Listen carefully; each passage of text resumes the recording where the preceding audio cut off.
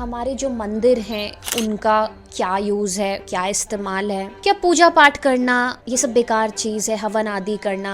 तो गहना कर्मणो गति है, कर्म की गति बहुत गहन होती है, बहुत गहन होती है कर्म की गति। वो जो भी चीज़ें दे रही हैं आपको सामने, चाहे वो कोई हवन कुंड हो, कोई मूर्ति हो, तो जब आचार्य जी कह रहे हैं कि सनातन धर्म मतलब आत्मज्ञान, तो वो ये नहीं कह रहे हैं कि सनातन धर्म मतलब कर्मकांड के नाम पे पीओपी की मूर्तियां बना के नदियों में बहा दें कि नहीं भाई ये कर्मकांड है कि हम बड़ी बड़ी प्लास्टर ऑफ पेरिस की मूर्तियां बनाएंगे और उसको नदियों में बहा देंगे, पॉल्यूशन करेंगे, बहुत सारी गायों का दूध यूज करेंगे भगवान को नहलाने के लिए। हे एवरीवन, दिस इज़ मेघना and welcome back to my channel. तो लास्ट वीक जो वीडियो अपलोड किया मैंने ऑन सनातन धर्म क्या है, Acharya Prashant philosophy, that video got really a lot of attention, like a lot of attention, seriously. मतलब मैंने एक्सपेक्ट नहीं किया था कि इतना ज़्यादा कंट्रोवर्शियल कमेंट्स आएंगे उस वीडियो में। So I am really happy with that कि आप लोगों को वो वीडियो पसंद आया और काफ़ी लोगों को काफ़ी आपत्ति भी हुई उसके काफ़ी सारे कॉन्सेप्ट से, सिद्धांतों से जो मैंने उस वीडियो में एक्सप्लेन किए। तो उसी वीडियो में एक जो पर्सपेक्टिव मैंने नोटिस किया कि जो मैक्सिमम वो वाली ऑडियंस है जो जानना चाहती थी इस टॉपिक के बारे में और कि सनातन धर्म क्या है, तो उनका जो मैक्सिमम एक क्वेश्चन आया है उस पर वो ये कि अगर वो सब धर्म नहीं होता कि इष्ट देव के सामने कुछ मंत्र जाप वगैरह करना, एक अनुष्ठान करना, तो जिसे कर्म कांड कहते हैं बेसिकली, तो फिर हमारे जो मंदिर हैं उनका क्या यूज़ है, क्या इस्तेमाल है, क्या पूजा पाठ करना ये सब बेकार चीज़ है, हवन आदि करना, मंदिरों में जाना, क्या ये सब गलत है, क्या हम भगवान की मूर्ति को अब पूज भी नहीं सकते। तो वही है आज का वेदांतिक कॉन्सेप्ट कि क्या कर्म कांड आदि जिसे हम सगुण भक्ति भी कहते हैं, सगुण भक्ति, सगुण की क्या उपयोगिता है। सगुण मतलब गुणों के साथ, सगुण, गुण मतलब प्रकृति के तीनों गुण। अब क्योंकि आप कोई भी कर्म कांड करते हैं तो उसमें आपको प्रकृति में ही बनी हुई चीज़ों की ज़रूरत पड़ती है, जैसे कि हवन कुंड, या आप उसमें कुछ इंग्रेडिएंट्स आदि यूज़ करेंगे उस पूजा को कंप्लीट करने के लिए। या अगर भगवान की मूर्ति भी है तो भी वो एक मिट्टी से बनी हुई होगी मूर्ति, किसी एलिमेंट से मिलके या तो बनी हुई होगी वो मूर्ति। तो ये जितनी भी बेसिकली चीज़ें हैं ये प्रकृति के गुणों से मिलके बनी हुई होती है, जिसका इस्तेमाल करके आप कर्म कांड करते हैं। तो इस पूरी चीज़ को, इस पूरे कॉन्सेप्ट को समझने के लिए आपको समझना पड़ेगा आचार्य प्रशांत की philosophy from his Bhagavad Gita session when he was explaining अध्याय नंबर 4 का श्लोक नंबर 17, which says कर्मणो ह्यापि बोद्धव्यम बोद्धव्यम च विकर्मणः अकर्मणश्च बोद्धव्यम गहना कर्मणो गतिः। तो गहना कर्मणो गति है, कर्म की गति बहुत गहन होती है, बहुत गहन होती है कर्म की गति। कर्म को जानो और ध्यान दोगे तभी जान पाओगे, क्योंकि कर्म की गति गहन है। गहना कर्मणो गति है। तो अगर ये चीज़ आप समझ गए तब आपको समझ आ जाएगी पूरी बात कि सगुण भक्ति का क्या मतलब है, कर्म कांड का क्या इम्पोर्टेंस है।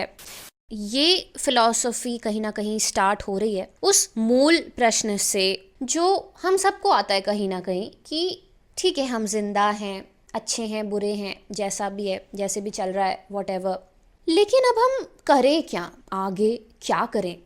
जिस व्यक्ति को देखो सवाल उसके सामने यही होता है, मैं करूं क्या, मैं करूं क्या, ऐसी मेरी हालत खराब है, मुझे क्या करना चाहिए।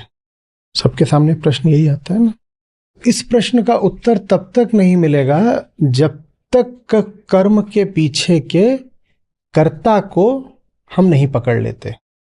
तो बात कहाँ पे आके अटक जाती है ना कि हम कर्म को तो देखते हैं लेकिन कर्म के पीछे छुपे हुए उस मेन विलन को नहीं देखते जिसने हमारी जिंदगी फंसा रखी है, या मैं कहूँ फंसवा रखी है बंधनों से। तो ये जो सवाल है कि क्या करना है लाइफ में आगे, जैसा कि आचार्य जी भी कह रहे हैं कि ये हमें इसलिए नहीं पता चल पाता क्योंकि हम कर्म को देखने में अटक जाते हैं कि ये सही कर्म कर रहा है, ये गलत कर्म कर रहा है, ये सोसाइटी के हिसाब से एक्सेप्टेबल कर्म है और ये सोसाइटी के हिसाब से बिल्कुल त्याज्य कर्म है। और इसीलिए वो चूक जाता है ये डिसीजन लेने से कि आगे क्या करना है। और सही कर्म का निर्धारण कर्ता को जानने के बाद करना पड़ता नहीं है।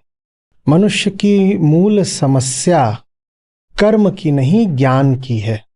वास्तव में हमारी समस्या ये है कि हम जानते नहीं कि कर्म की प्रेरणा या कर्म के प्रति आग्रह या नकार या विरोध आ कहां से रहा है।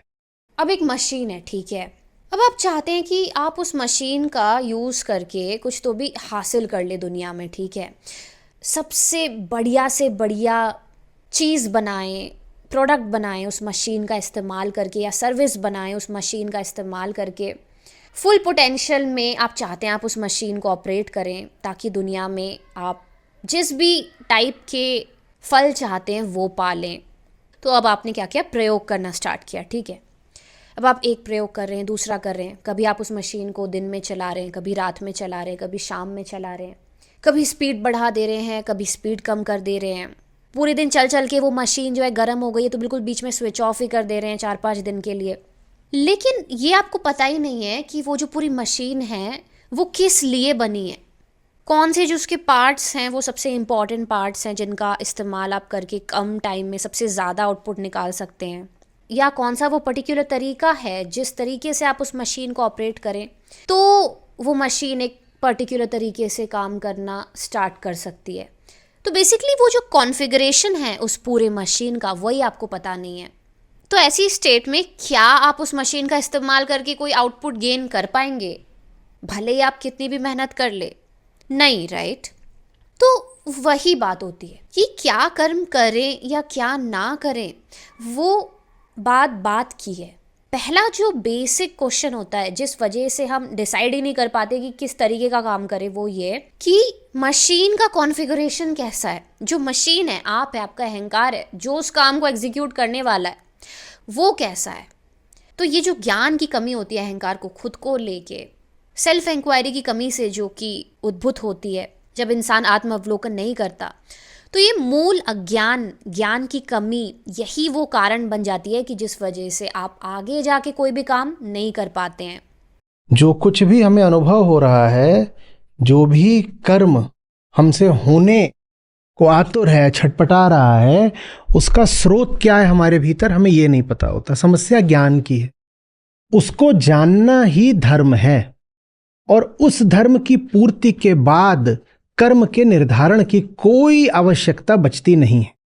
एक बार अगर हमने ये जान लिया कि वो कौन है, ये इंट्रोस्पेक्ट कर लिया आत्मावलोकन की प्रोसेस के थ्रू, तो कर्म का जो निर्धारण है कि आगे क्या करना चाहिए नहीं करना चाहिए वो करने की ज़रूरत ही नहीं पड़ती।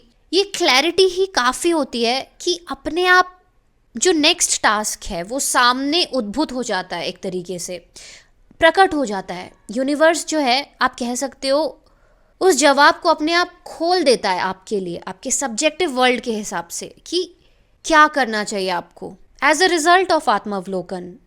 और वो हर बार एक नया जवाब होगा क्योंकि वो यूनिक होगा, पहले से निर्धारित नहीं होगा, क्योंकि वो आत्मिक होगा, अहंकार का आत्मा से जुड़ने के एक ब्रिज की तरह जिसका इस्तेमाल किया जा सकता होगा। तो अगर पूछा नहीं कि करूं क्या, तो कर्म होता कैसे है? वो बस हो जाता है, वो बस हो जाता है। वो फिर सीधे आत्मा से उद्भूत होता है, बीच में उसमें कर्ता की जरूरत नहीं पड़ती, मध्यस्थ की तरह, मिडिल मैन की तरह। ऐसे कर्म को कहते हैं सहज कर्म। सहज का अर्थ होता है वो जो साथ ही जन्मा हो। सह माने साथ, ज माने जन्मा। तो इसीलिए अगर अहंकार आ गया ना बीच में, आपकी खुद की मान्यताएं अगर आ गई ना बीच में, एक मिडिल मैन की तरह, वो सारे कर्म ना जो अहंकार कर रहा होता है वो असहज होते हैं, क्योंकि उसमें स्वभाव नहीं होता उसका खुद का, और ये उसे महसूस भी हो रहा होता है जब वो उसे कर रहा होता है। तो ऐसे ही नहीं नाम दे दिया गया है सहज कर्म और असहज कर्म। जब सही में कोई कर्म आत्मा से उठ रहा होता है तो वो स्पॉन्टेनियस होता है, एक फ्लो में होता है, सहज होता है। तो वो फील भी हो रहा होगा ना अहंकार को जब वो उसको कर रहा है कि एक सहज भाव में वो कर रहा है क्योंकि वो स्वभाव में स्थित है। लेकिन वही अगर कोई ऐसा कर्म होगा ना जो उसका खुद का है ही नहीं, बस वो इसलिए कर रहा है क्योंकि दुनिया उसे बोल रही है करने के लिए, या कोई ऑर्गेनाइजेशन प्रेशराइज कर रही है करने के लिए, वो उसकी खुद की थिंकिंग नहीं है, तब वो असहज होगा उसको करते वक्त। तो कर्म की क्वालिटी देख के ही पता चल जाएगा कि यार ये तो असहज कर्म है।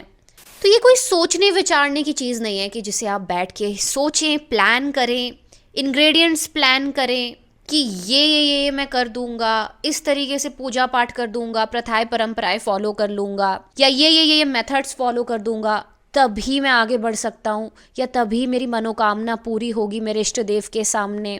नहीं, कोई भी प्लानिंग, कोई भी प्री स्टोर्ड डेटा जो कि काल से मिल रहा है आपको, आपकी मेमोरीज से मिल रहा है आपको, कोई भी कर्म जो कि काल से आया हुआ है वो कालातीत कैसे हो सकता है? और आत्मिक कर्म मतलब कालातीत कर्म, स्पॉन्टेनियस कर्म जो कि प्रेजेंट मोमेंट में बिना किसी प्लान के साथ उद्भूत हुआ हो, ऐसा कर्म। कर्म तो कितने झूठ मूठ के हो सकते हैं ना, दूसरों को दिखाने के लिए या स्वयं को ही मूर्ख बनाने के लिए हम कैसी तो कपटी हरकतें करते रहते हैं। कई बार तो हमें खुद नहीं पता चलता कि हम स्वयं से ही छल कर रहे हैं। एक ही चीज है जानने लायक, अहम की अभी स्थिति क्या है जीवन में, इसके अलावा कोई प्रश्न विचारणीय नहीं। अहम की अभी स्थिति क्या है, यही है तुम हो कौन या मैं हूं कौन। जो प्रकृति के गुण हैं, वो जो भी चीजें दे रही हैं आपको सामने, चाहे वो कोई हवन कुंड हो, कोई मूर्ति हो, या कोई विचार क्यों ना हो, वो सब बस माध्यम है ताकि आप वो सिचुएशंस क्रिएट कर सके और आपके अंदर के आत्मिक कर्म को जनरेट कर सके। You are getting what I am saying, right? तो गहना कर्मणो गति, कर्म की गति गहन है, इतनी गहन है कि अहंकार को ये वक्त ही नहीं मिलता कि वो स्पॉन्टेनियस कर्म कर सके, जिसे फिर निष्काम कर्म भी कहा जाएगा। गहना कर्मणो गति, कर्म की गति गहन है क्योंकि कर्म में कितने भी गहरे उतर जाओ, गति ही गति मिलेगी बाबा, ठहराव नहीं मिलेगा। कर्म क्या महत्वहीन है? नहीं, कर्म महत्वपूर्ण है क्योंकि हमारी आंखें स्थूल कर्म को ज्यादा आसानी से देख सकती हैं। क्या है व्यवहारिक लाभ? उसका अवलोकन हो सकता है। सकाम कर्म जो कि सगुण भक्ति से भी कोरिलेट होता है, वो कंप्लीटली माध्यम है जो बदल सकता है। तो जब आचार्य जी कह रहे हैं कि सनातन धर्म मतलब आत्मज्ञान, तो वो ये नहीं कह रहे हैं कि सनातन धर्म मतलब किसी भी मूर्ति की पूजा वूजा अब आप कर ही नहीं सकते या हवन कर ही नहीं सकते, वो वर्जित है। नहीं, बल्कि ये कहा जा रहा है कि आप करो पूजा, हवन करना है आप करो, आपको मंदिर जाना है आप जाओ, आपको किसी भी भगवान की किसी भी तरीके से पूजा करनी है करो, क्योंकि इनफाइनाइट ट्रेडिशंस पॉसिबल हो सकते हैं all over the world, infinite कर्मकांड पॉसिबल हो सकते हैं। तो जरिया कुछ भी हो सकता है, जरिया फॉलो मत करो, ये तो आपका व्यक्तिगत मामला है। अध्यात्म तो कह ही रहा है, आचार्य जी की फिलॉसफी भी आप देखोगे तो लगातार वो यही कह रहे हैं कि सब्जेक्टिव मैटर है भाई, आपको जैसे मर्जी आप करो, लेकिन ये मत समझ लो कि वो जो भी आप कर रहे हो वो धर्म है, वो एक माध्यम है। जरूरी नहीं है कि आप पूजा में 100 मंत्र पढ़ोगे तो ही आपकी पूजा कंप्लीट होगी, नहीं, आपकी पूजा 2 मंत्रों में भी कंप्लीट हो सकती है अगर उन मंत्रों को सुनने के बाद आपको आत्मावलोकन में हेल्प हो रहा हो। तो अगर उस पूजा में बैठने के बाद आप इतने पीसफुल हो पा रहे हैं बस 2 मंत्रों में भी कि आप खुद ब खुद एक सेल्फ इंक्वायरी के मोड में ट्रिगर हो गए हो, कि आपको अपनी सच्चाई दिखने लगी, अपने झूठ दिखने लगे हैं, आप शांत हो गए हैं, उस मूर्ति को देख के आप सोच रहे हैं, अपने इष्ट देव की मूर्ति के साथ आप बैठे हैं और आप सोच रहे हैं कि हाँ ये मेरी गलतियाँ रही हैं, इस तरीके से मैं खुद को इम्प्रूव कर सकता हूँ, तो बिल्कुल आप कर सकते हैं। लेकिन ये आपको पता होना बहुत ज़रूरी है कि वो जो मूर्ति है वो एक गेटवे है, वो जो कर्म कांड है वो बस एक माध्यम है ताकि आप अपने तरफ डायरेक्ट हो सके। जब भी आप उस मूर्ति को देखें तो उसमें आपको आत्मज्ञान का प्रतिबिंब दिखाई दे कि अच्छा ये मूर्ति जब भी मैं देखता हूँ, मतलब ये एक रिमाइंडर है जो मुझे ये याद दिला रहा है कि मुझे लगातार अपनी चेतना को ऊपर उठाना है, मुझे लगातार आत्मावलोकन करना है, ताकि मैं अपनी चेतना को और ऊपर उठा सकूं और जोड़ सकूं उस आत्मा से, या जो भी उसे कहते हैं, उस परम से वो योग कर सकूं।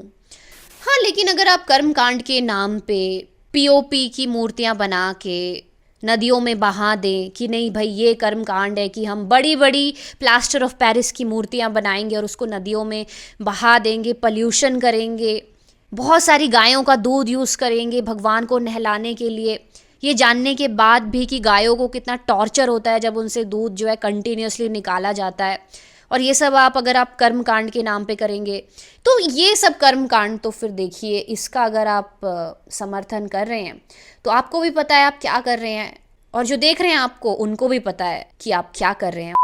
So that was it for this video guys. ऐसी बहुत सारे कॉन्सेप्ट्स अद्वैत वेदांत से जुड़े हुए, अध्यात्म से जुड़े हुए इस चैनल में आते रहेंगे, इसलिए वीडियो यहाँ तक देखी है तो चैनल को सब्सक्राइब करके जाना बिल्कुल मत भूलिए। तो मिलते हैं ऐसी किसी एक और वीडियो में किसी और नए टॉपिक के साथ। Till then take care of yourself and follow the real Sanatan Dharma, not the fake सनातन धर्म।